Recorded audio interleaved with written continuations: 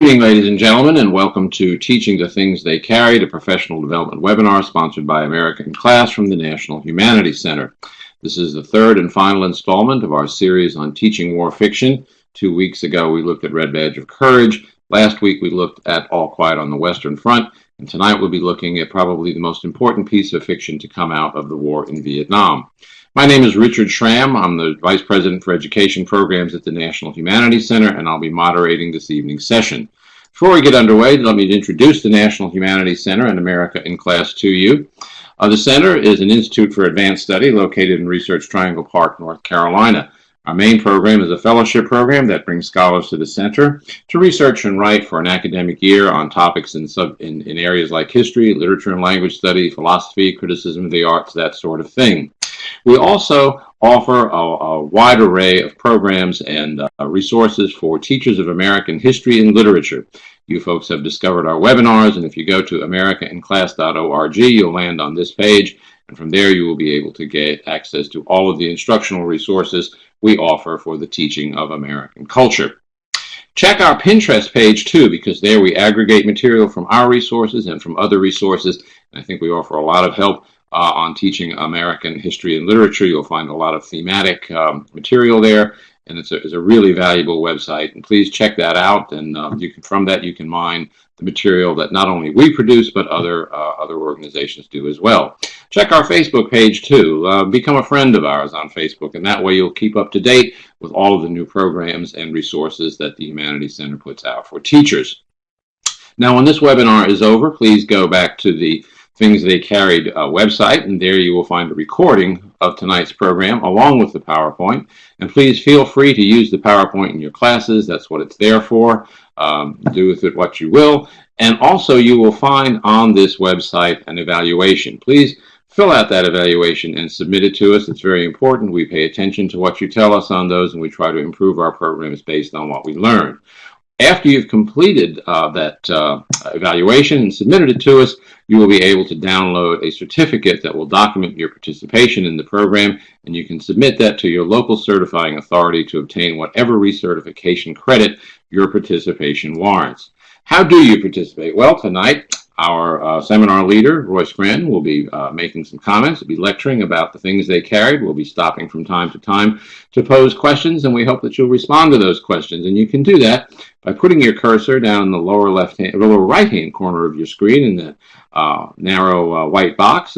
Type your answer there. Hit that send button to the right. It will appear in the chat box above, and I will bring it into the conversation at an appropriate moment. But don't wait for us to ask a question. Please respond to our questions, but feel free to pose your own, and please make your own comments. The golden rule of our webinars is that the more you participate, the better the program. So we want to hear from you. We hope we'll have a lot of enthusiastic participation this evening. This is a rich novel, and I think we've got some really good questions to pose to you, and we want to hear your responses. So let's get underway. We're very pleased to have with us this evening as a webinar leader, Roy Scranton, who is a postdoctoral research fellow at the Center for Energy and Environmental Research in the Human Sciences at Rice University. Last year, he published To Learning to Die in the Anthropocene, Reflections on the End of a Civilization, and this year we can look forward to the publication of his novel, War Porn. So let me unmute Roy's microphone and turn it over to him. Roy, please tell us about the things they carried. With pleasure. I'd like to welcome everybody and thank you for participating, and thank you, Richard, for inviting me. The Things They Carried is such an interesting book to talk about, and of course it's so influential and so important that there's really a lot to say and a lot of questions to ask about it. And so I hope for a lot of questions in the chat box so that we can talk about some issues as they come up and as people think about things. But I want to start with just a question of why do we read war literature in the first place? And I want to start with two quotes from not contemporary quotes that pose this question to us in different ways. The first is from Walter Channing, as you'll see. It's from just a few years before the Civil War. War literature teems with human agony and asks for our sympathy. Ages have been terribly abused in this way. Men's minds have been drawn from true issues, and their sympathies have been wasted. And next, Kenneth Burke from just before World War II. Sunday school texts have ever been considered by sophisticated moralists the essential stimulus to sin, and I see no reason why the same fact should not apply to a Sunday school simplification in dealing with the problems of war. On the other hand, let war be put forward as a cultural way of life, as one channel of effort in which people can be profoundly human, and you induce in the reader the fullest possible response to war, precisely such a response as might best lead one to appreciate the preferable ways of peace. Now these two texts are interesting for a variety of reasons, but the key one is that there's a connection they draw between, especially the Burke, between Sunday school texts and war literature. The idea that war literature portrays some kind of agony or suffering or sin, right? That isn't just a warning against it, but in a way, like Burke says, in a way that Sunday school texts have, they also allow people to voyeuristically sort of enjoy the sin and the suffering, right? And in the first quotation, right, there's a question of whether or not this is a waste of our sympathies, right? And with Burke, there's a question of whether of how this relates to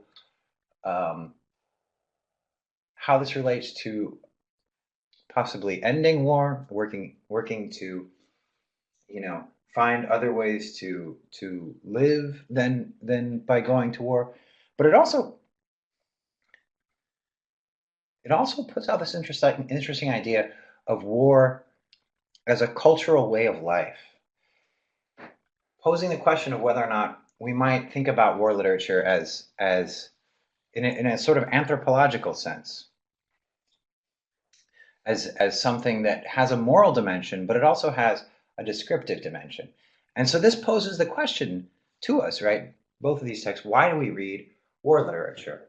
What do we want from these narratives of suffering, of heroism, of sacrifice? And what are we hoping, that our students will take away from these narratives of war literature? And this can sort of open out into other. What's that? I was going to say that's a wonderful question. Could we stop here, Roy, and pose that to our participants? Sure. Because they teach these novels. Certainly, they teach the things they carried. Probably also some Hemingway stories about war. So, why do you teach this? What do you want your students to see in this? What do you hope that they will get out of war literature and learn from it? So we have some folks typing in here. It's a very good question, and it's, in some ways it's right. I would hope this goes along with Burke's response. Terry writes, I hope it would make them value peace more. Any other comments? My colleague at the Humanities Center who taught this pointed out, and here Angela Ann writes, I am preparing a war unit with all 10th grade students.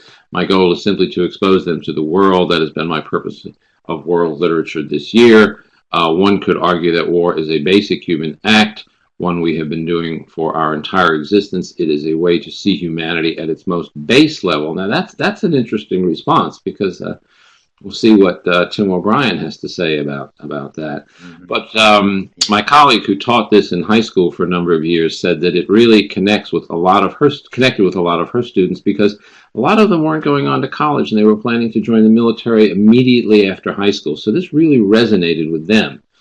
Is that any particular resonance? Let me ask our participants if that is something that they conjure with. Does this war literature resonate with their students who seem to be headed for the military right after high school?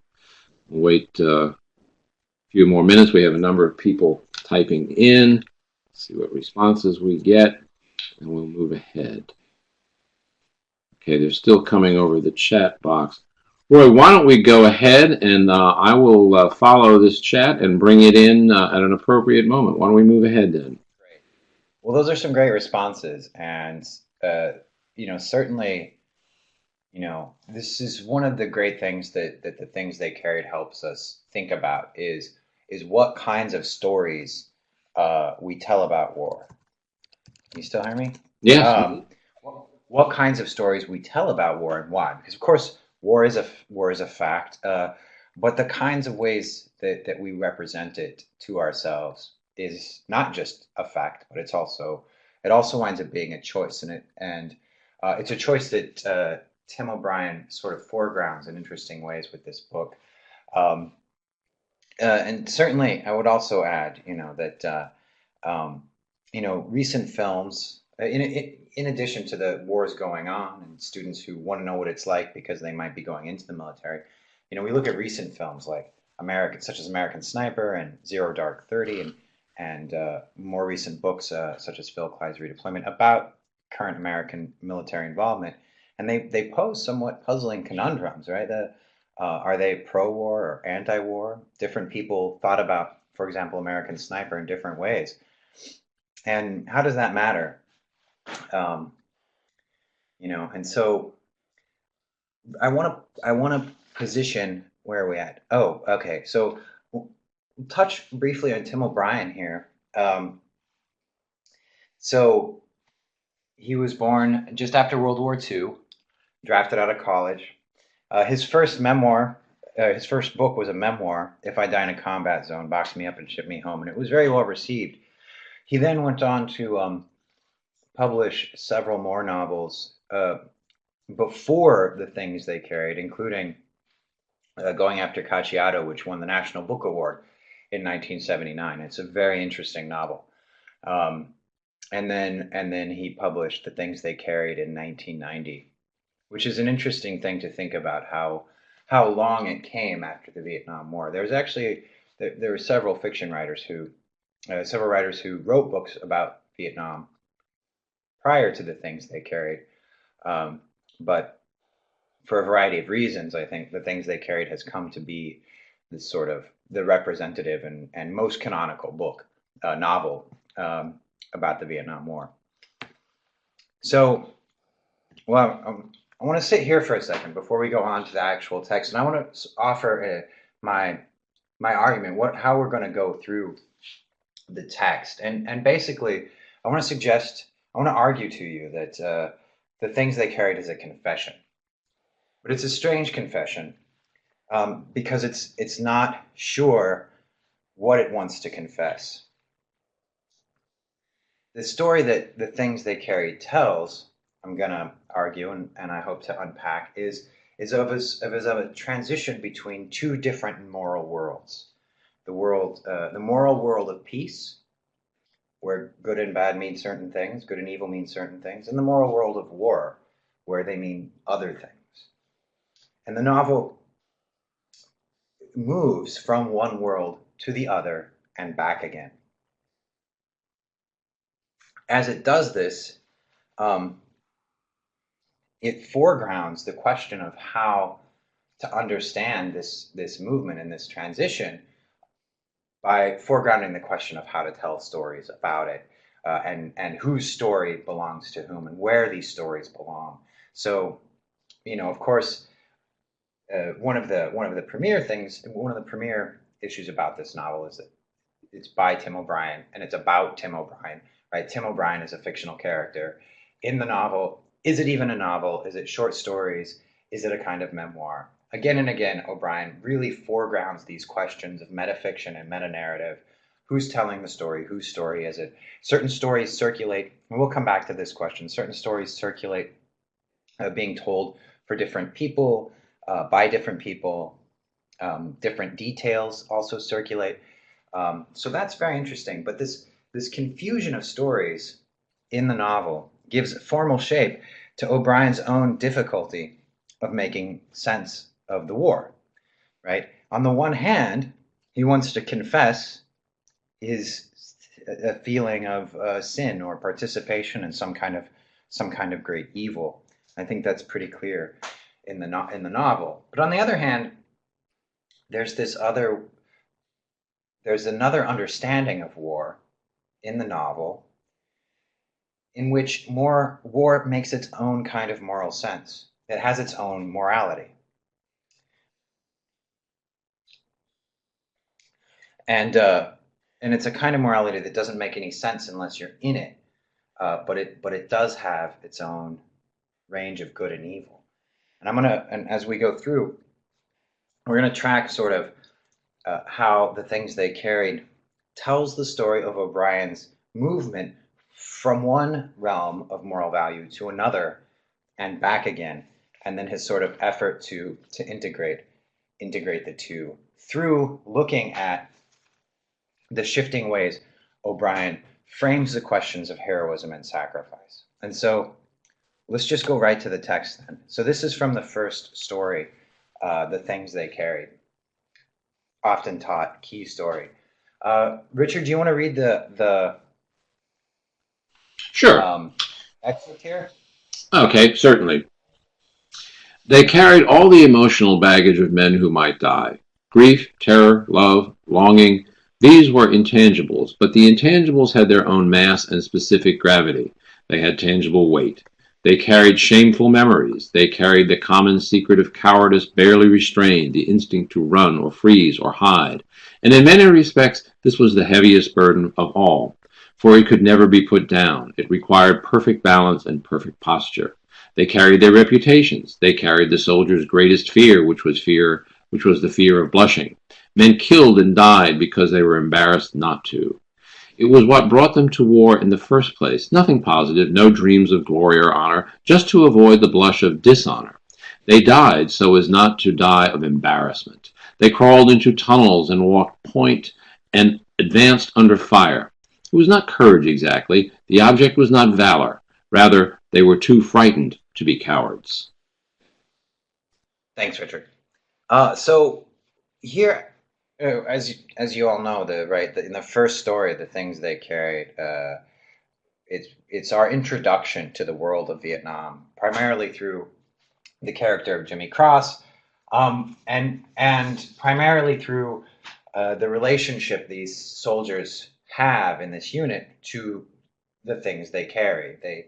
They carry different weapons, different items of equipment, and as the story goes on, the sense of what they carry expands out to include metaphysical things, emotions, right here, and memories. So it's that's the sort of formal mechanism for talking about what it was like to be at war. But what's interesting to me here is the way that our sort of initial representation, right, of what heroism means in war is one in which there's no positive value allowed at all, right? There's no valor. The object was not valor. They didn't have dreams of glory or honor, right? It's what he says, nothing positive, no dreams of glory or honor. Valor, battlefield courage, the kind of heroism we associate with, attacking an enemy or defending your own soldiers. That, according to O'Brien, in this story, right, is motivated strictly by fear and specifically fear of shame and embarrassment. So this is very interesting, and I'd want to ask, what do we make of this idea, this interpretation that the only reason people ever behave well under pressure is out of fear of being shamed or behaving badly? Does this seem right? Is this specific to war? Would we accept this kind of definition for people's good behavior in other places? Does this generalize to the human condition? And how is this? What do we make of this as our sort of introduction to the ethics of war, or even the question of what it's like? Mm-hmm. That's some good questions. And before we get to that, I want to bring in a comment from Angela. And she loves the sentences. She wants to help students also build narrative essays through powerful sentences like these. And the book allows room for modeling sentence structure. But in the meantime, we will learn a lot about the human experience of war. Wonderful English teacher using this wonderful book to teach writing. As our participants answered this question, I think it's really interesting to compare this with The Red Badge of Courage, the novel we took up 2 weeks ago. There, Henry Fleming does go to war because he's dreaming of glory, but he also bears the burden of fear of embarrassment. He does not want to appear to be a coward, and at one point he, of course, does run. So there you have in that 1898 novel, you have this combination of the dream of honor and glory along with the fear of embarrassment. And when he finally does prove himself heroic, he does so almost instinctually. He just loses control and starts, firing almost blindly. So it seems that as we moved in the 100 years between, the 60 or so years between Red Badge of Courage and 100 years, I guess, between the Red Badge of Courage and the time that things they carried, wrote this stream separated. Glory was no longer part of the war, but the fear of embarrassment was. We have another comment. I don't think it is a matter of right. We just don't have much of a choice. The idea is the elephant in the room. People want to be courageous, but no one wants to talk about what being courageous means, being alone. Fear seems to help people blend together. What do you make of that response, Roy? Well, I think that's very interesting. That people, what is that? People want to be together, and sorry, I lost the con. It's gone up. Let's see. People want to be courageous, but no one wants to talk about that. What being courageous means. That being courageous means being alone. Fear seems to help people blend together. That's an interesting insight. You can see that in this novel. A novel about a group of men. Red Badge was about one man. All Quiet on the Western Front was about a group, and so is this one about a group. Right. I mean, yeah, that's an interesting question, and it's certainly the case here with the things they carry that fear, cowardice is what is bringing people together, right? It's a social emotion because it's fear of shame, it's fear of embarrassment, and it unifies them as O'Brien writes, right? They carried the common secret of cowardice barely restrained. In the sense, O'Brien's suggesting that it's something that they all carried, that it tied them all together, was a fear of shame, a fear of embarrassment, and a fear of their own fear being exposed, right? And it's interesting, and I think it's important for us to consider this representation and this description of fear and this dismissal of valor in terms of its placement in the text, right? This is the first story, which is to say that it's our introduction to war, and so O'Brien is bringing us in from sort of our peacetime world to the world of Vietnam, to the world of war. And in a sense, as I will argue as we go on throughout the book, what he's offering here is it's almost a peacetime perspective on the Vietnam War, on he's not even quite into the war yet, as it were. We have we have some interesting comments here in response to the question about how we can generalize this to the human condition. Jenny writes, I do think that people sometimes act courageous because they're afraid of being labeled as cowards. Being afraid is part of being human. There should be no shame in it. And Ryan Bischoff writes, The quote, they were too frightened to be cowards. Does this describe the feeling felt by an all-draft military? Was this the feeling of the Army careerists serving in Vietnam? That is an interesting point because this was a draft military. I've never served in the military, but I think there would be a very different tone to an army made up of conscripts and an army made up of volunteers. And then we have a question about point of view. Ryan writes, is this the feeling of an 18, 19-year-old draftee? So Right. from what perspective is he writing here? Is O'Brien writing? Jody Hollis writes, it reflects the cynicism that began in our country during the 60s. This war, the unpopularity of war, the issues we had at home, where the entire country was no longer tied together like we were during World War II. All of this allowed true human emotion to come out.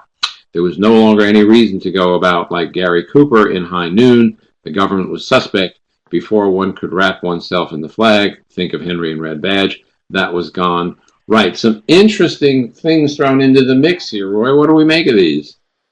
Well, I'm glad Gary Cooper is brought up because I think he comes back later, Yeah. and I want us to keep that in mind because it's important, and also this sort of this question of reference to representations. One of the you know it's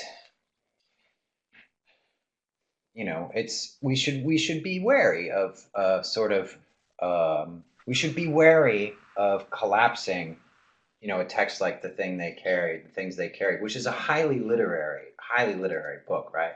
Into a strictly a historical document, or even strictly something that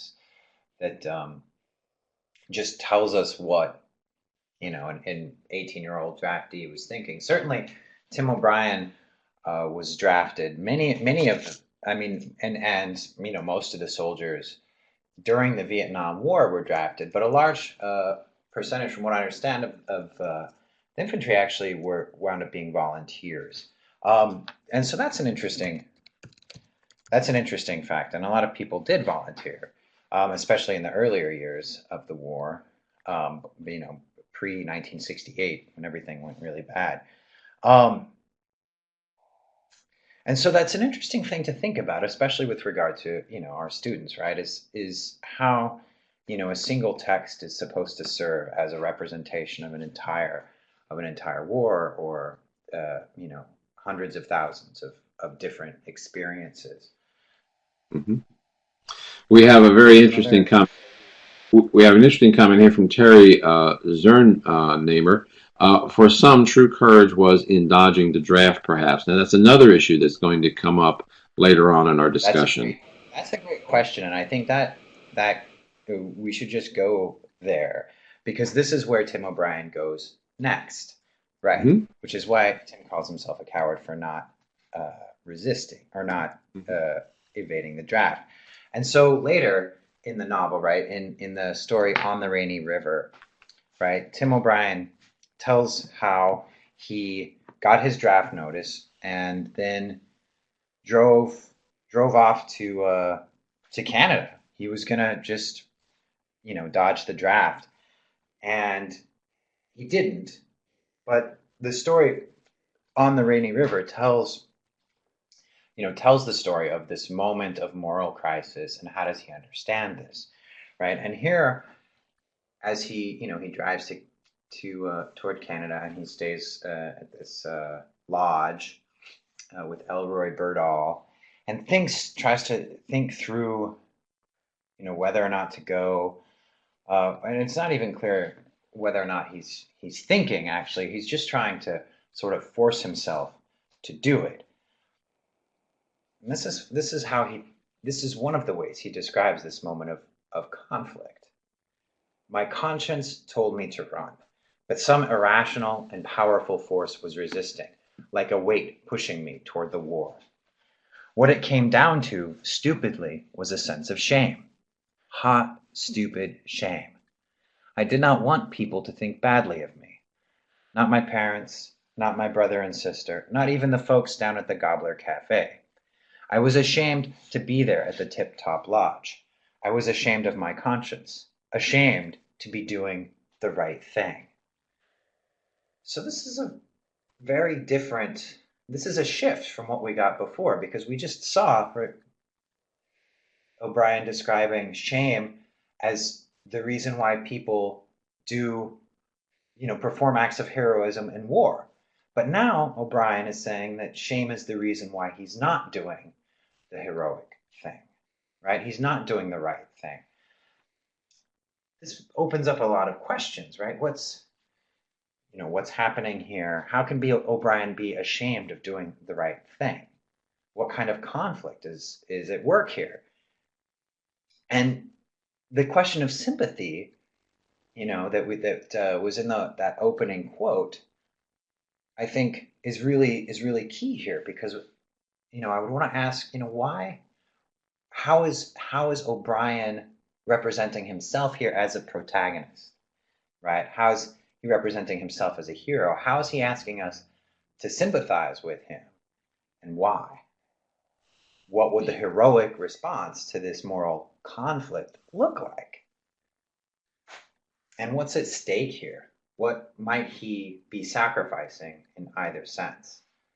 And then, interestingly, in this story, Tim is butchering pigs when he gets his draft notice, and how do we read that? How do we connect these two things?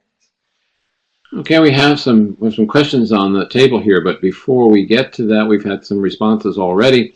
Mike West writes, I didn't want people to think badly. I mean, not surprising, a 22 or younger boy is more concerned about how others feel than what is best for himself. So Mike is saying here that he seems to be writing, he is writing from the point of view of a 22-year-old in this particular scene. Terry Zernamer writes, it takes courage to admit this even after the fact. Pat Marshall writes, my students read this as a desperate rather than heroic. Then they turn around and claim facing a desperation this deep actually is heroic. Jody Hollis writes, well, he feels like a coward before he sees combat. His view may have changed after seeing combat, and Terry agrees with that. Yeah, so this is, he's really torn here. I mean, this is the weight of respectability. His parents, his brother, his sister, the folks at the Gobbler Cafe, everything he's learned about America since he was born in 1946 is pulling him in one direction, but his conscience is pulling him in another. And I can tell you that was a conflict that a lot of people went through in 1968. So what should he do? Should he go? Is that the right thing to do? Or should he go to Canada? Should he go to Canada or go to Vietnam? It'd be interesting to know what our participant students think about that. Do they ever offer an opinion as to what he should do? Do your students ever come down on the side of Canada or Vietnam? He should be torn, right, though. He has to face a potential kind of death either way. That's true. A potential kind of death, yes. Because once you left and you took refuge in Canada, you couldn't come back. And so he would be turning his back on his parents, his brothers and sisters, and the folks down at the Gobbler Cafe. This year they said Canada. Last year they advised going to Vietnam. Oh, times change. My students are very opinionated. I imagine a lot of viewpoints. Right. Yeah. So this was this was very much on the minds of a lot of folks at the time, and he's being pulled in two directions. I would like to explore that last question you have. That's fascinating. I pondered this. What does it have? How do we relate these moral reflections to Tim's job butchering pigs? And I had a hard time coming up with the connections there. Maybe some of our participants can address that question, and Roy, maybe you could address it too. Mm-hmm. Let's see, we have some people. Students see. Oh, well, this is really interesting. This is a view here inflected by our current view of the military. Students see the military as heroic today, not so in Vietnam. So, very different responses today, perhaps. Right. Well, and there's an ambivalence that O'Brien's piecing out in this story particularly, but in the novel throughout, and we can track its sort of representations of World War II and even conventional notions of heroism, um, a lot of there's a question about the military, certainly, and how much students in the 60s looked up to the military or thought it was important. Tim O'Brien, certainly in the small town in Minnesota, maybe dealing with more traditional attitudes. Hmm. But there's also a sense in which I think in the 60s, Vietnam was seen as a betrayal of the the kinds of values that won the war in World War II, right? Hmm. So there's a Hmm. question of two different kinds of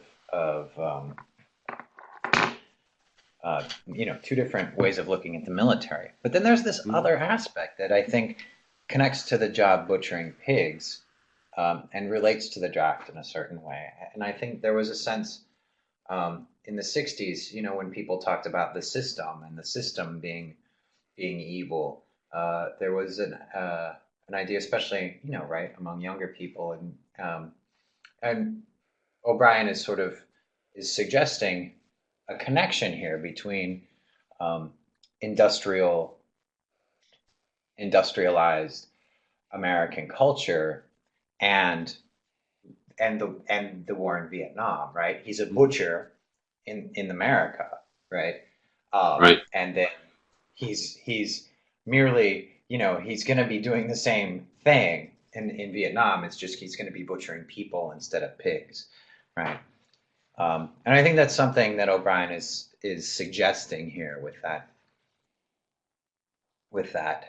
Um,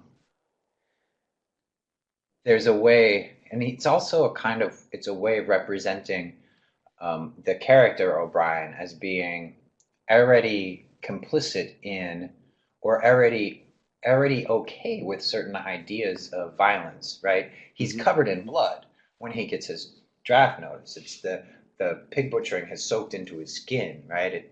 He reeks of it, right? So there's a sense in which certain kinds of killing, certain kinds of industrial production are, he's okay with that, right? Which I think helps us, or it helps complicate the ethical situation here. Hmm. Um, Pat Marshall reverses that. She doesn't see.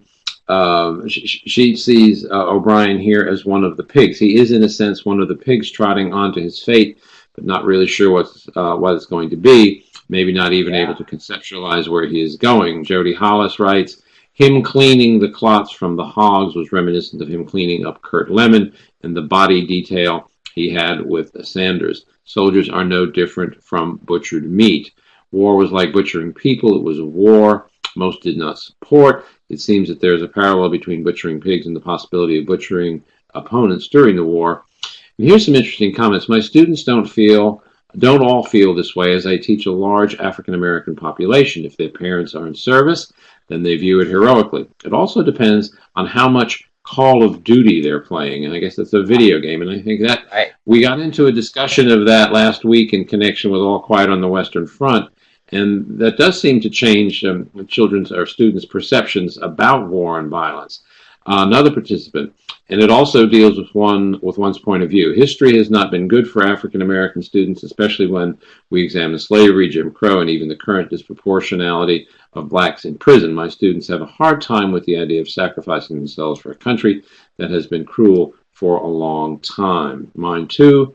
Eleni writes, "Especially given Right. the incidents of police brutality. 1968 was the bloodiest period in the war for the U.S. Are the pigs draftees?" Well, there are the connections I was looking for. Thank you, folks. Those are very interesting questions, and it's. I mean, so I want to say two things about that. I mean, one, whether or not the pigs might be draftees. Well, certainly in some sense they are. They are, right, because it connects back to this idea of um, the system being opposed to individuals and bodies. But that puts O'Brien, the character, in a very interesting position, right? Because he's part, right, before he goes to war, he's part of the system, right? If the pigs are supposed to be draftees somehow, then O'Brien is somehow sending them on to their their war, or he's actually cleaning out the necks, right? He's declotting the necks. Um, so that's interesting to sort of think about uh, this ambiguous image of slaughter and butchery. I'm really glad that the questions with the issues the issue of race was brought up, because of course this was hugely important during the Vietnam War and before, since World War II, and then the integrated army with Korea. Um, a lot of There were a lot of civil rights leaders who were veterans of World War II in Korea. Um, and there was a way that idea of there was the that idea of national sacrifice was sort of a, a key force, or a key part of the claims made in the civil rights movement, for national participation for African Americans. But then Vietnam turned that into I think, a sense of betrayal for a lot of people, especially because of the way that the war was connected to and exacerbated uh, racial conflict in the United States than going on at the time, right?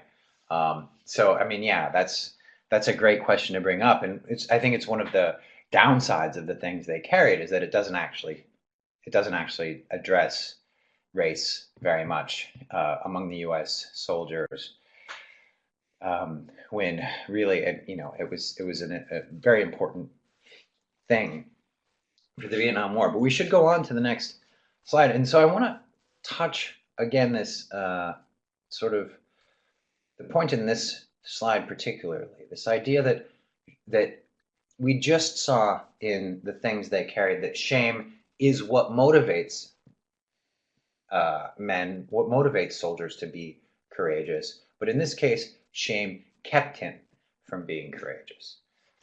So I want to look on to the next slide. It's a somewhat long quotation, and so I'll just go into it. This is a fascinating passage on the Rainy River.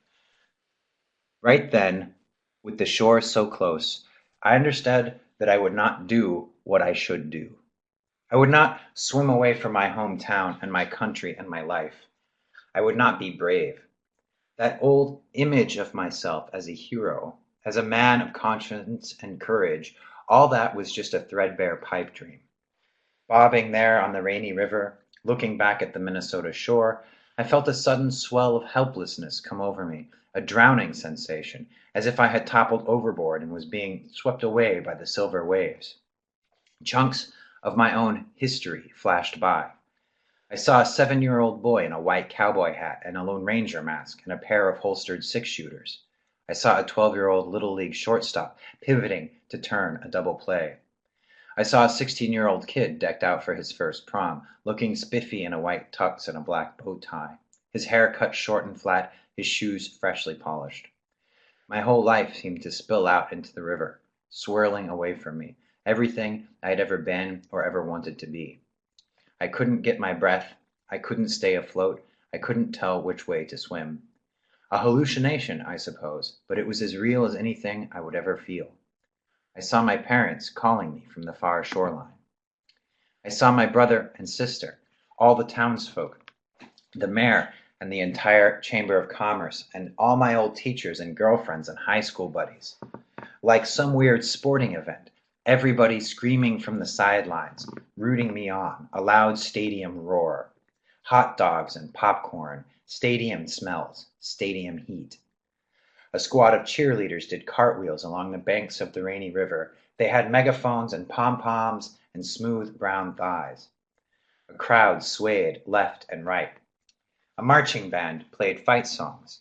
All my aunts and uncles were there, and Abraham Lincoln, and St. George, and a 9-year-old girl named Linda who had died of a brain tumor back in 5th grade, and several members of the United States Senate, and a blind poet scribbling notes, and LBJ, and Huck Finn, and Abby Hoffman, and all the dead soldiers back from the grave, and the many thousands who were later to die. They were all whooping and chanting and urging me toward one shore or the other. This is a beautiful, fascinating, surreal, hallucinogenic passage, right? Where the moral dilemma that O'Brien has been undergoing is refigured, right? Represented as this is a sporting event, this spectacular um, conflict between crowds of people on both sides eating hot dogs and popcorn and urging Tim onto one shore or the other. But it's a very interesting set of figures, right? Abraham Lincoln and St. George, 9-year-old girl named Linda, and a blind poet who might be Homer or might be somebody else. And then Lyndon Johnson and Huck Finn, who of course is the key sort of American literary figure for the idea of that moral conflict, right? Because of Huck Finn's that moment of decision whether or not he's going to turn Jim in or be damned to hell, and he chooses to be damned.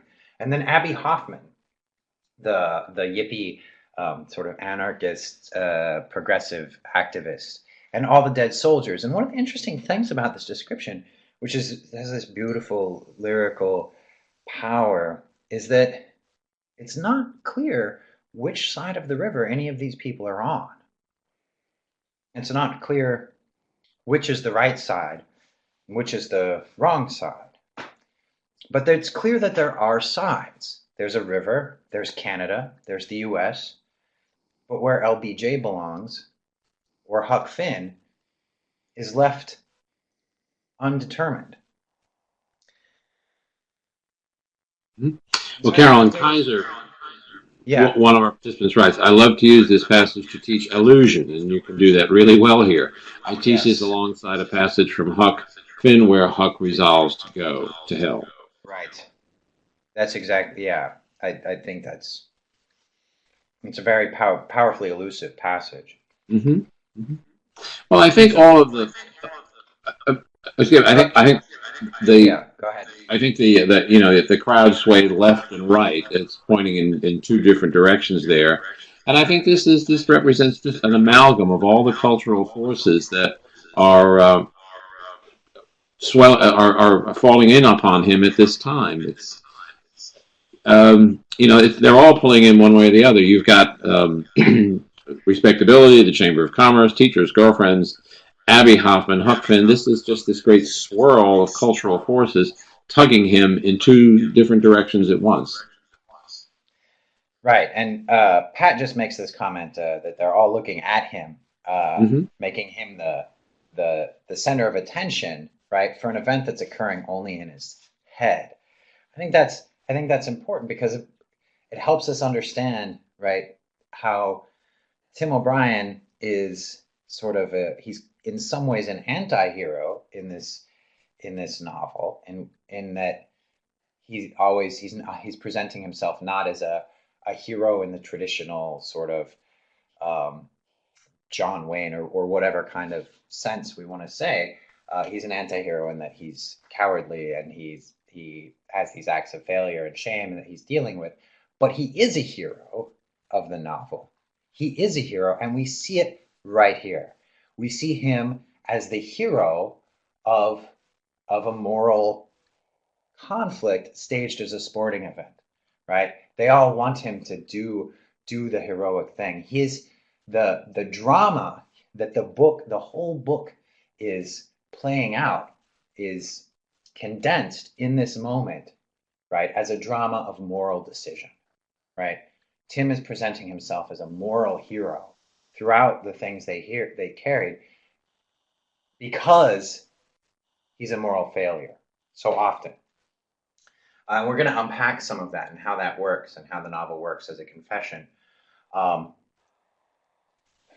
it's important here to yes, this I like Jody's comment that this is a great link to how to tell a true war story, because that's actually where we're going to go next. The thing I wanted to point out here is that this at this moment, he's presenting the moral conflict as very clear, right? Despite Hmm. despite the complications around this idea of shame, whether shame motivates you to do something courageous or motivates you to do motivates keeps you from doing something courageous, right? The representation where that and the frame, the moral frame that we've got here in this passage is one where it's between two sides, right? There's Canada and there's America. There's peace and there's war. Uh, But uh, in Roy, this oh yeah, passage go ahead. also this passage also brings up an issue that we discussed in Red Badge of Courage, and that is the nature of heroism. Is it something public that requires a public to recognize you as a hero, or is it something internal and private where you know you're a hero yourself? If he were to do the quote unquote right thing and go to Canada and avoid fighting in a war he thinks is immoral, he would be a hero internally to himself.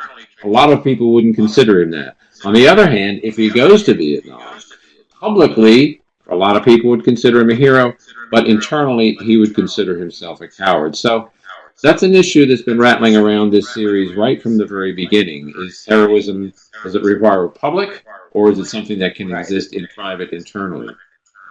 Right, and I think that's especially interesting in terms of the confession narrative and its relation to trauma, right?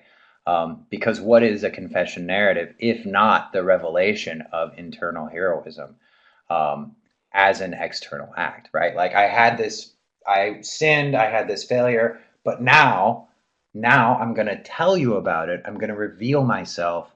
I'm going to make a public commitment to social, to the social values of the group. And this re re reforms in the sort of trauma narrative as I did these things or I was traumatized. In this narrative, he talks about killing a man or seeing a man be killed, and he wants to recapitulate that as a story of um, as a public showing, right? As a novel, as a public Hmm. act. Um, so yeah, let's go on to the question of how to tell a true war story, though, because this is a key right text for the novel, right? And it's often, I think, it can overwhelm the rest of the book in certain ways because it's so powerful and so beautifully written. Um, but it's important, I think, to remember that this story, how to tell a true war story, which is about uh, largely about Kurt Lemon being killed and how to tell the story of that. But it's also it's about how to tell war stories. It also, in addition to sort of being metafictional about the novel, it's one moment in the sort of the movement of moral framing, right? That we're tracking through the narrative. So just to gesture back, we've had shame as a motivating force to do courageous things, and then that shifted to shame being a motivating force to not do the courageous thing, and then a framing of this moral dilemma as of this internal moral dilemma as an external conflict in a sporting event. And now, in How to Tell a True War Story, we go back to the war of the things of the first story, the things they carried, but everything has shifted, everything has changed. To generalize about war is like generalizing about peace. Almost everything is true. Almost nothing is true. At its core, perhaps, war is just another name for death. And yet any soldier will tell you, if he tells the truth, that proximity to death brings with it a corresponding proximity to life. For the common soldier, at least, war has the feel, the spiritual texture of a great ghostly fog, thick and permanent. There is no clarity. Everything swirls. The old rules are no longer binding. The old truths are no longer true. Right spills over into wrong. Order blends into chaos. Love into hate. Ugliness into beauty. Law into anarchy. Civility into savagery. The vapors suck you in. You can't tell where you are or why you're there. And the only certainty is overwhelming ambiguity. In war, you lose your sense of the definite, hence your sense of truth itself, and therefore it's safe to say that in a true war story, nothing is ever absolutely true. So we should notice here these a few key phrases, right? The spiritual texture of a great ghostly fog. What is this? What is a spiritual? What does he mean by spiritual texture? What does he mean by a great ghostly fog? But also, this, of course, what we're being explicitly shown here, right, is this idea that in wartime, right, there is no, or good and evil swirl into each other, right? He's not saying that there isn't good and evil, but that they become increasingly difficult to tell apart from each other. This is, I would argue, that this story, right, and this passage as emblematic of it, isn't the the symbol or the emblem of the novel, but a very important transitional moment in the novel where we come back to war now, where Tim, narratively, right, he's going into the war, and there's this sense of, instead of there being a moral conflict, now there's a moral confusion.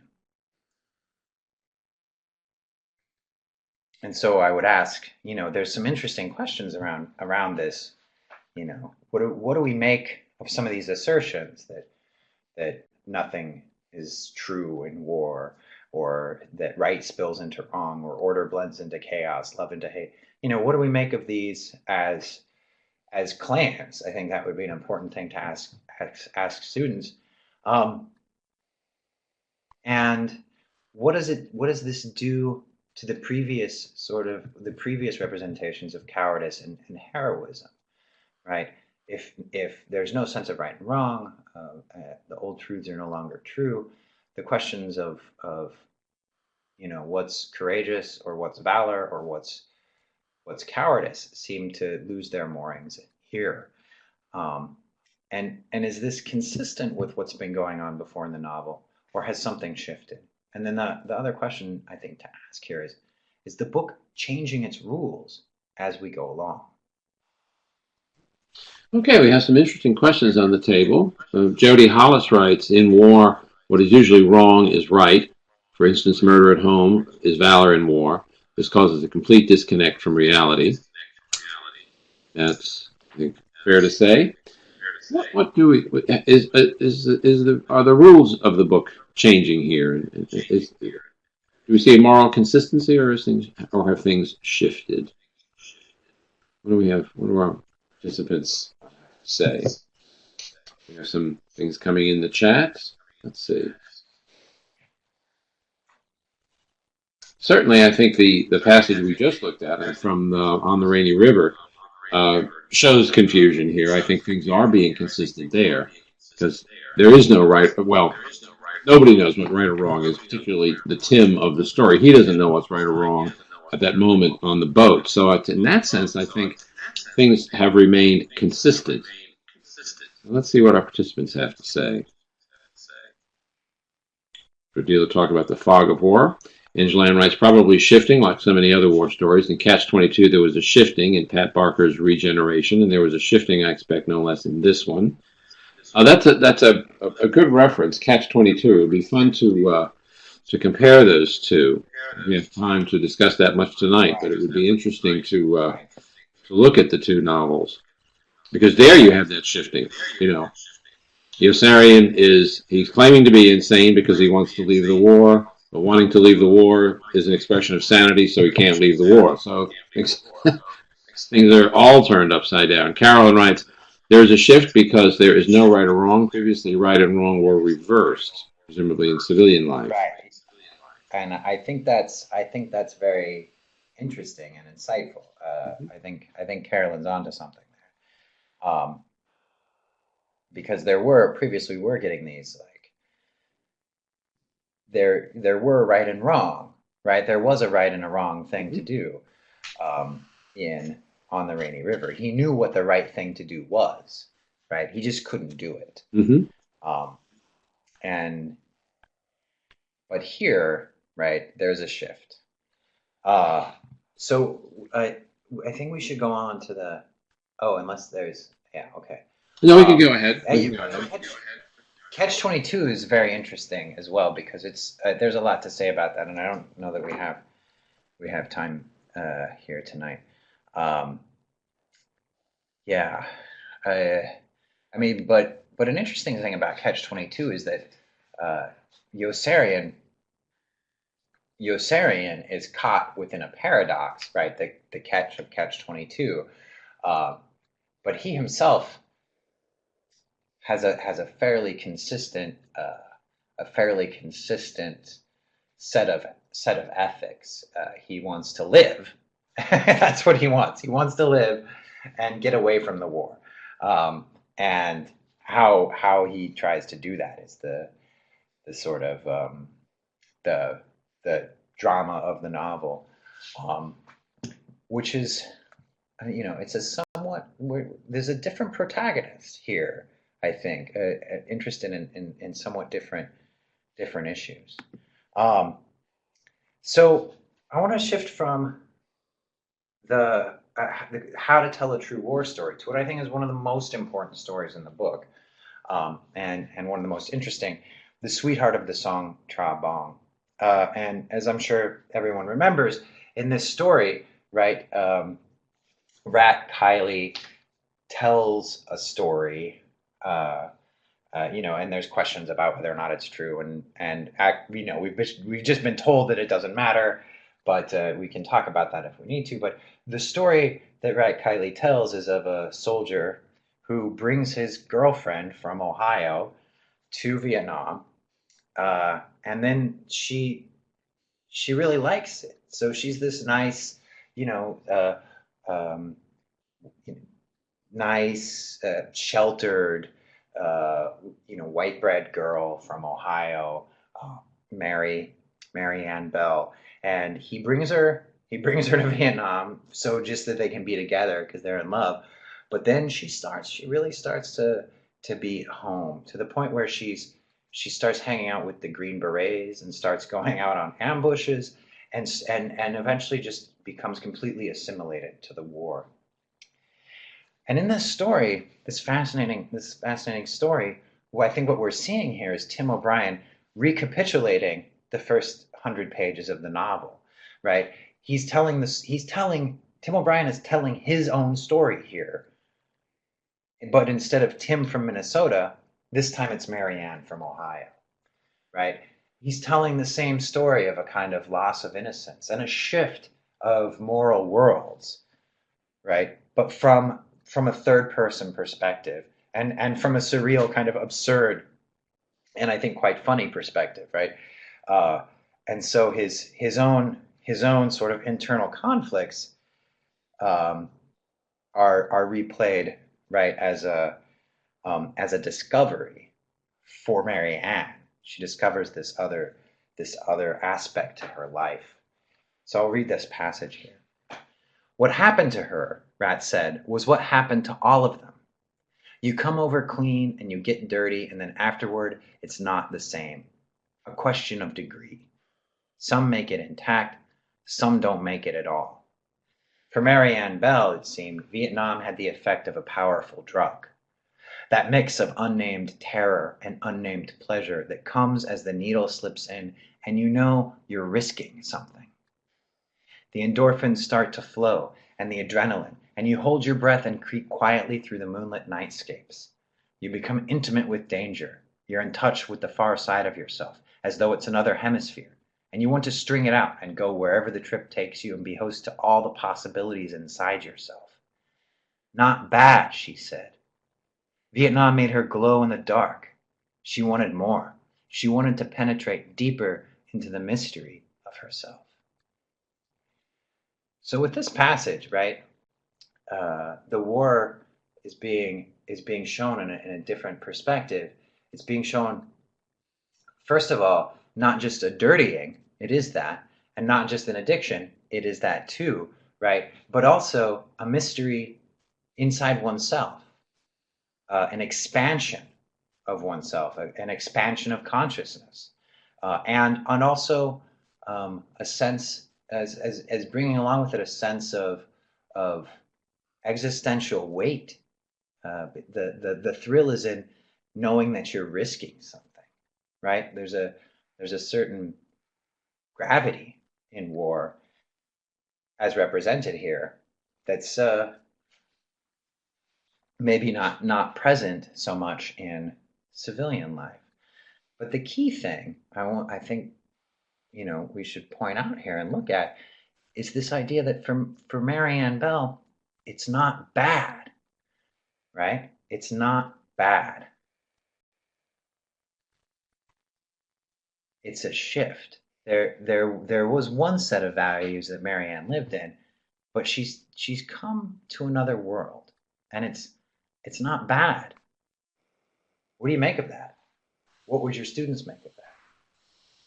Okay. I have another question on the table. What do we make of that not bad, and what do our students make of it? I know my colleague who taught this said this was her favorite story, and her students responded to this story very strongly. While we're waiting for some comments to come in, Roy, would you say this is Tim O'Brien's version of Heart of Darkness? I think that's an interesting question, right? And in a certain sense, absolutely. Especially if we think of, we can think of, right, Apocalypse Now as the Vietnam revision of Heart of Darkness. But there's a difference. There's an important difference, because in the Heart of Darkness, right, when Marlowe gets up the river and finally finds Kurtz and grabs him to take him back to civilization, his final word on his experience, Kurtz's final word on his Heart of Darkness, right, and his that whole descent is to say the horror, horror, right? Whereas for Marianne Bell, it's not bad. It's a different response, and indeed, Marianne Bell isn't taken back to civilization. She sort of dissolves into Vietnam and becomes integrated with the land in a way that Kurtz wasn't able to finally achieve. So that's a question, but yeah, I think that comparison with the Heart of Darkness actually helps us understand how this is a little different, how this is doing something a little different. So we have Pat Marshall. She responds, my students often question if O'Brien is slapping them with one of the false true war stories he warned them about earlier in the book. They read this tale as a piece that reveals more about the teller of the tale and the man listening to it than about the hypothetical Marianne. And then Terry writes, when she's out of that haze and sober, will she feel the same? Well, we don't know, because she never makes it back. But that her comment, not bad, it cuts a number of ways. On one hand, it could be just saying, this is tolerable. It's not really too bad. On the other hand, it could be, this is not evil. Right. Or it's in a different world where good and evil that meant one thing in one world now means something else in another world.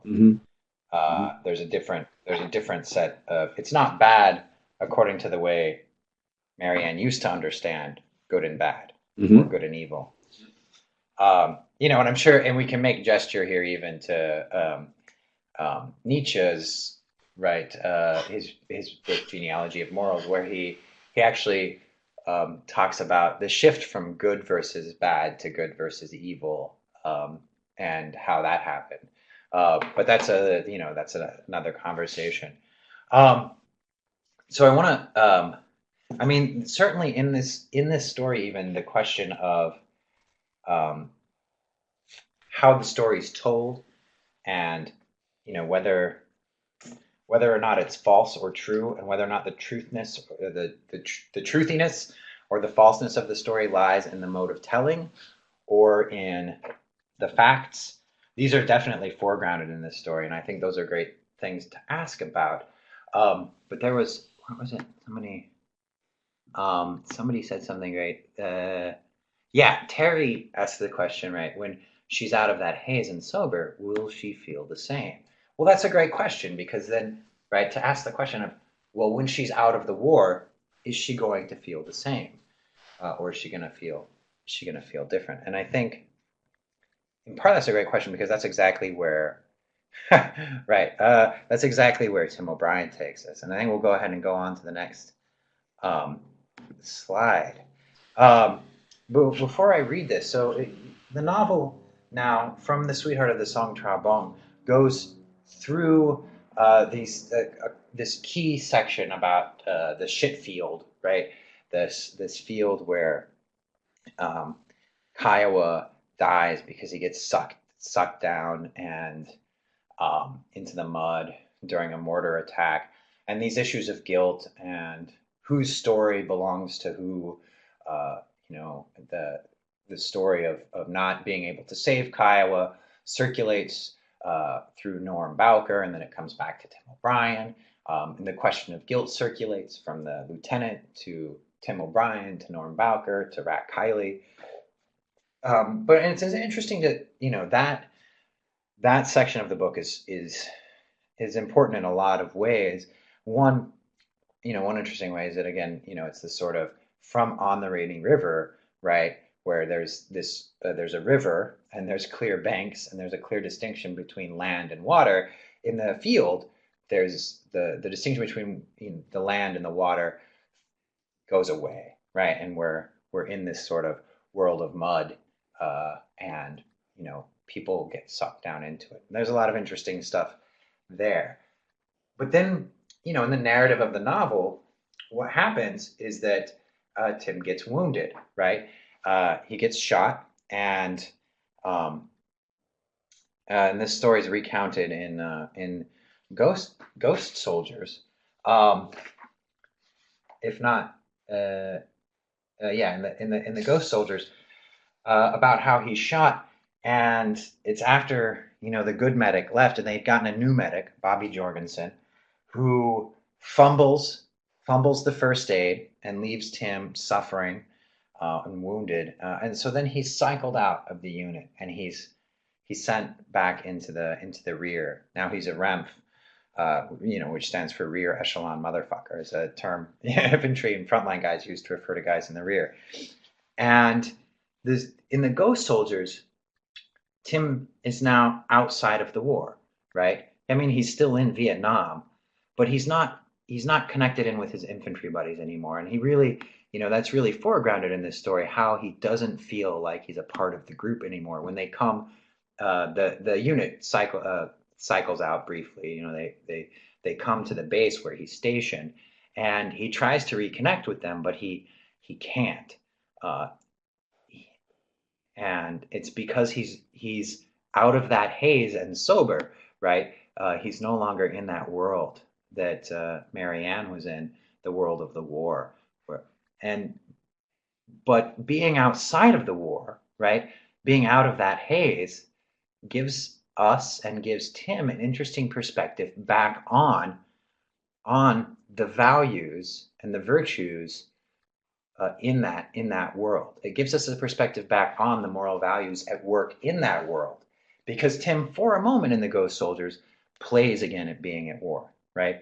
So in this story, he wants to get his revenge on Bobby Jorgensen, right, for having left him wounded, and the only guy he can only get one guy in the old unit to go with him on it, Azar, and they concoct this whole scheme to sneak up on Jorgensen while he's on guard duty and scare him with a bunch of fake enemy noises, and then eventually a sort of ghostly, fake Viet Cong.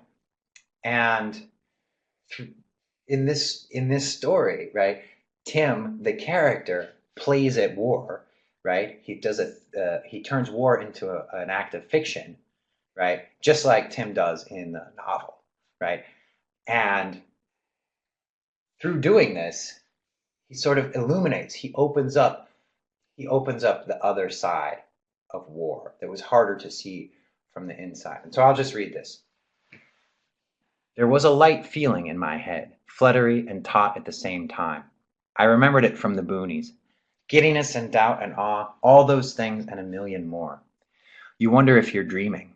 It's like you're in a movie. There's a camera on you, so you begin acting. You're somebody else. You think of all the films you've seen, Audie Murphy and Gary Cooper and the Cisco Kid, all those heroes, and you can't help falling back on them as models of proper comportment. On ambush, curled in the dark, you fight for control. Not too much fidgeting. You rearrange your posture. You try for a grin. You measure out your breathing. Eyes open, be alert, old imperatives, old movies. It all swirls together, cliches mixing with your own emotions, and in the end, you can't tell one from the other. So this is fascinating for a lot of reasons, not least because it reframes yet again, right, this question of heroism and how we learn, how we take our ideas of heroism from models. But here, instead of presenting it as a conflict, Abby Hoffman and Lyndon Johnson, the cowboy hat versus Huck Finn, right?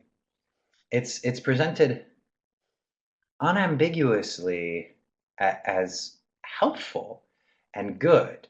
There's an issue about the cliches, about the what's yours or what's not yours, right? What's a real story and what's a true story, that remains ambiguous, right? Whether it's a cliche or whether it's authentic emotion, that remains ambiguous. But nevertheless, this sense of being in control of oneself under, in conditions of wartime, this sense of composure and comportment and self-control remains key and unambiguously virtuous, even perhaps heroic. Let's look at how this plays out in the next slide, unless there's any particular questions here. I think we could move ahead. Okay, great. So I'm going to go on. So as we remember from the story, the ghost soldiers, Tim and Azar sneak up and they start rattling cans and they turn the pressure up and up on Bobby Jorgensen until finally they operate this sort of device that pops up a ghost at Bobby Jorgensen, and they expected him. Tim, of course, wanted to terrify him, and they pop a bunch of flares, and it's as if his guard point and his alone is under attack from a whole bunch of Viet Cong, and Tim's hoping that he freaks out and shoots a bunch of stuff and just totally loses it, but that's not actually what happens. What actually happens is that Bobby Jorgensen shows exactly the kind of comportment and self-control that was just talked about being modeled by Gary Cooper, right? I'll read this. Bobby Jorgensen did not go nuts. Quietly, almost with dignity, he stood up and took aim and fired once more at the sandbag. I could see his profile against the red flares. His face seemed relaxed, no twitching or screams. He stared out into the dark for several seconds, as if deciding something. Then he shook his head and smiled. He stood up straight. He seemed to brace himself for a moment. Then, very slowly, he began marching out toward the wire. His posture was erect. He did not crouch or squirm or crawl. He walked upright. He moved with a kind of grace. When he reached the sandbag, Jorgensen stopped and turned and shouted my name. Then he placed his rifle muzzle up against the white sandbag. "O'Brien!" he yelled, and he fired. Azar dropped the rope. "Well," he muttered, "show's over." He looked down at me with a mixture of contempt and pity. After a second, he shook his head. "Man, I tell you something. You're a sorry, sorry case." So in this passage, once again, Tim is representing himself as a moral failure. But what's interesting to me here is that he's presenting himself as a moral failure in distinction to the moral virtue of physical courage under battlefield conditions, right? Bobby Jorgensen doesn't go crazy. He acts with composure and clarity. He even moves with a kind of grace. So questions to ask about this would be, for students, what happens in this scene? What happens to Tim? How are Tim and Jorgensen's reactions contrasted? What's there's a what kind of language is this with grace? If you look closely, we find that the novel is suffused with religious language. We noted spiritual texture earlier, but again and again there's this kind of religious language at work in the novel, and here it's grace. And it's Tim's being outside war, right? Outside of the logic, or outside of the moral code of the infantry of the wartime, that actually allows him to be able to see what that code is that he couldn't see or couldn't understand when he was in it, right? When he was in it, it just seemed like everything was mixed up. But from outside, again, now, after having left it, he sees what grace looks like. He sees what dignity and courage look like. Any comments or So, questions on the passage? yeah, I mean, we could ask here, what are the moral coordinates of courage here, and how does Tim relate to them? And what about Tim the author? Where are sympathies now? This question of sympathies that I suggested at the beginning. Are our sympathies with Tim or with Jorgensen? Is Jorgensen courageous or heroic? Is Tim? And we've got some comments coming in. Let's see, Jody Hollis is typing. I think our sympathies are not with Tim here. He's getting revenge, and that always makes people look small. And then he meets up with Jorgensen later on, and I can't exactly remember how he responds, but I think he and Jorgensen sort of patch things up. If recall that, Roy, it might be worthwhile to review that. How do they end their relationship? I've forgotten. They basically Jorgensen forgives Tim for trying to scare him. Tim forgives Jorgensen for having left him wounded, or having fumbled his first aid. The way that their relationship ends basically is sort of again with Jorgensen sort of coming out seeming a little bit more not somewhat better in a better moral position than Tim does. Yeah. Yeah, and Tim sort of recuperating himself somewhat by letting go of his revenge for Jorgensen, but also still struggling with how much he wanted revenge, and how sort of undignified and craven that was. We have a really interesting comment here. I think we can sympathize somewhat with Tim, because we see someone who is struggling with what's right in life. He knows he's wrong, but the war side of him is having a last gasp. After Tim realizes he can no longer function in the war mode, he understands he is back to being normal, so to speak. More like the people back home whose moral compass has returned somewhat. She writes, Bobby isn't mad because he is in war mode.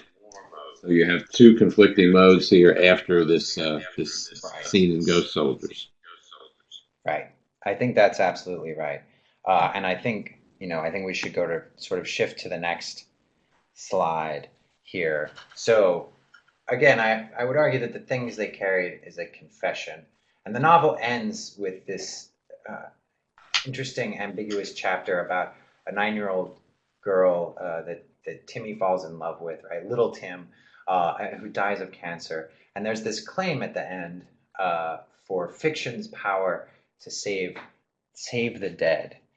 And I wonder what we make of this, and how the final chapter relates to the rest of the novel, and and I think we can ask whether or not the novel is finally in that way about war or about something else.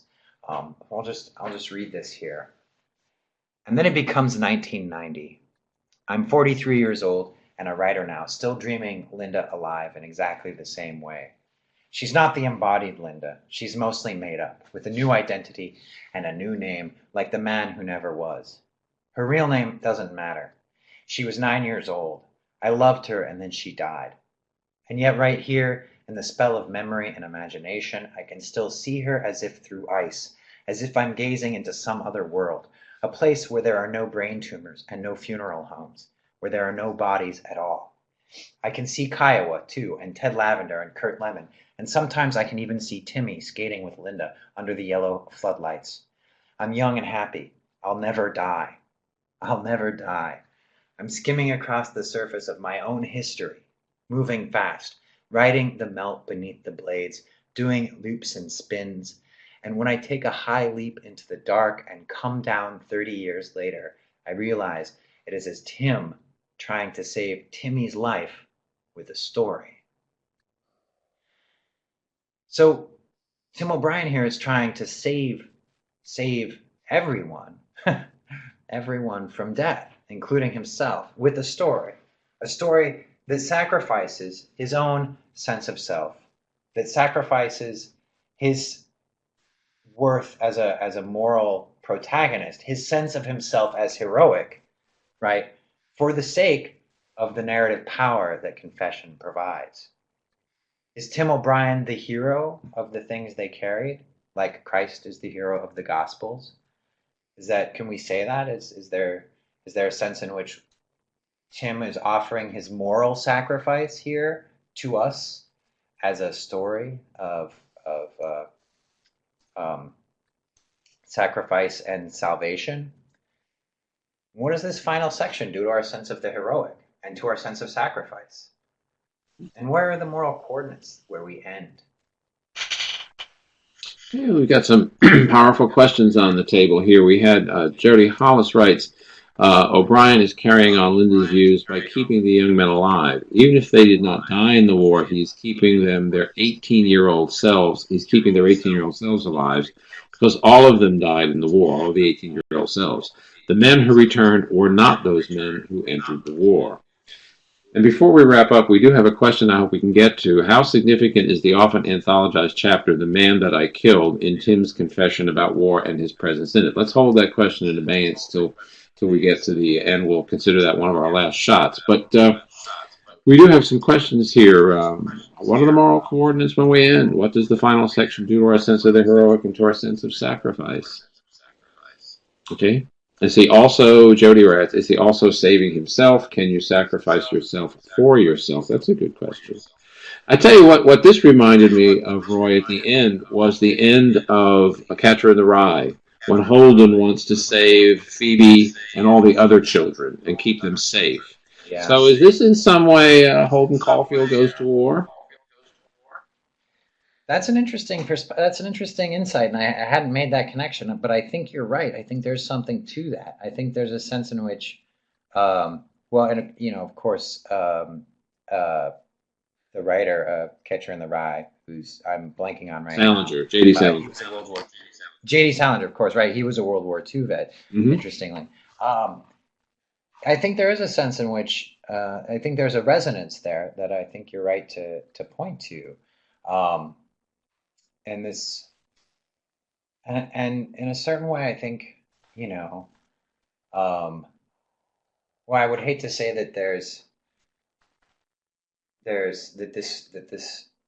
novel, that the things they carried is refusing adulthood, right? But in a certain way, right? I mean, that's what the last line is, right? Tim is trying to save his childhood, to save his innocence, to save his own life before he understood that there was death and that there was moral complexity, mm-hmm. and that there was, that there were decisions, that there were irrevocable decisions that could be made. I think that gestures back to the question about the story about the man he killed. Um, So, but yeah, I think that's very it's a very interesting connection. so how does the Um, final section affect our notion of heroism? Any takers on that one? That's a challenging question. Tim, Roy, how would you respond especially to that? How do you see that? especially if we're considering right Tim as the protagonist, as Hmm. the hero of this novel, right? He becomes conflated with the author, and in a certain way, it collapses in on itself in this idea that that heroism here is in telling a story that can keep the memory of that can keep memory alive, right? Hmm. This is the sort of act that is able to save Linda in some sense, and Ted Lavender and Kurt Lemon and even young Timmy, right? It's this idea that all these other issues fall away in within the realm of story. Hmm. I think, Hmm. yeah. Yeah, so maybe So it I could wonder. be that he made what he would say was the wrong choice there back on Rainy River when he allowed himself to be drafted. But had he not done that, these people probably would have died anyway, and their stories would have gone untold. So in a way, he ends up making the right decision because he has, in a way, kept these people alive. Would that be fair to say? That might be. I mean, there's the gesture toward the blind poet in On the Rainy River, which, Hmm. right, we can take as Homer or whatever. And then there might be a way in which we can read this as reframing the entire novel as, again, I would argue, as a confession, in the same way that, if we go back to the early quotes I had, right, about how comparing war literature and Sunday school texts, and the idea that war literature teems with human agony and asks for our sympathy, right? Asks for our sympathy for what reason? To what end? I think in a certain way, Tim O'Brien is this book, right? The things they carry, it teems with human agony, and it asks for our sympathy. And what is the sympathy for at the end? Um, is it for Tim? Is it for Timmy? Is it for the man he killed or didn't kill? What's the purpose going on in this book? Is this does this draw our minds from the true issues of the Vietnam War and waste our sympathies, or does it do something else? Does it perhaps, as Kenneth Burke would suggest, let us understand war as a cultural way of life, as a different moral world than the world we live in, and then perhaps open up, the fullest response to war, such a response as might best lead us to appreciate preferable ways of peace. I'm not sure. I don't know. I think it's such an ambiguous and powerful and beautifully written book.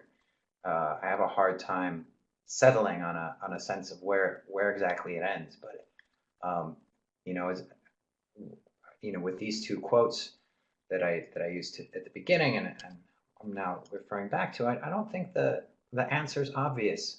Hmm. Where our sympathies are supposed to go at the end, and whether or not they're being put to good use or they're being wasted. Okay, well, I think we end with some questions that you'd like to leave with the participants that they might use in our final Oh yeah, slide. right. Yes. So, expanding out from the things they carried, how can we understand this book as exemplary of trauma and traumatic understandings of war? And what might it teach us about how to read other war stories, like, American Sniper or things like that? And finally, to sort of reframe the question that I just asked, have our sympathies been wasted, or have we come to understand war as a way of life? Or has something else entirely happened? Has art been created? Or has something else happened? Okay, well, ladies and gentlemen, we have come to the end of our webinar. Let me ask if there are any final questions or comments. Roy, I was really looking forward to this webinar, and I certainly wasn't disappointed. This is a tough nut to crack, and when I read it now 2 or 3 times, and I'm wrestling with it, and you've given me a lot of insight and a lot more to think about, and I'm sure you've done that for our participants as well. Thank you very much. Thank you, Richard, for having me on, and thank everybody. I want to thank the participants for the great questions and their wonderful insights. And I want to thank them too. These webinars always work best, as I said earlier, when our participants really engage us with questions and comments, and you folks didn't let us down tonight. So thank you all very much. I hope you'll be with us again next week when we will sort of continue our a series on war fiction, although the one we're going to be considering is not part of that series. We're going to be looking at teaching Hemingway. You might call this How to Read Ernest Hemingway. That will be 7 p.m. on Thursday, February 11th. Please submit your evaluations, and once you've done that, you'll be able to download a document to get recertification credit. In the meantime, ladies and gentlemen, thank you once again for your participation, and good night.